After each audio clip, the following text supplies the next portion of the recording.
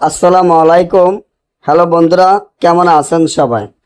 আশা করি সবাই ভালো আছেন। আল্লাহর রহমতে আপনাকে দোয়ায় আল্লাহ তাআলা ভালো রাখছে ইনশাআল্লাহ। অবাধ্য স্বামীকে বাধ্য বশ করা, অবাধ্য স্বামীকে বাধ্য বশ করা কিভাবে করবেন?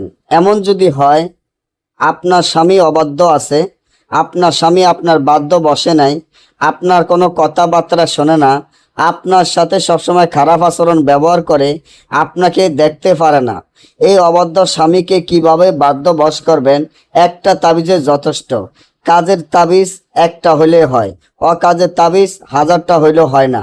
অবাধ্য স্বামীকে বাধ্য বশ করে নিজের কাছে সারা জীবন রাখার জন্য এই তাবিজটি এতটা কার্যকারী তা আমি আপনাদেরকে বুঝাইতে পারবো না। তবে আমার এই চ্যানেলটি সাবস্ক্রাইব করবেন, লাইক করবেন, আপনাদের বন্ধুদের সাথে ফেসবুকে শেয়ার করবেন। আমরা নিয়মিত এই ভিডিওগুলো দিয়ে থাকি।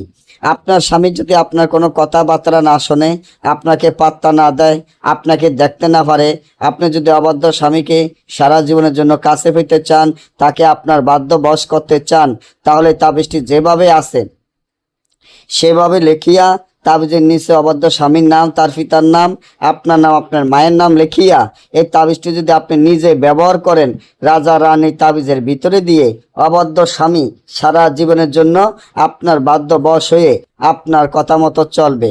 আর যদি না বোঝেন বা আমাদের থেকে এই কাজগুলো গ্যারান্টি সহকারে করে নিতে চান, স্ক্রিনে দেওয়া নাম্বারে যোগাযোগ করবেন। সকলে ভালো থাকবেন। আল্লাহ হাফেজ।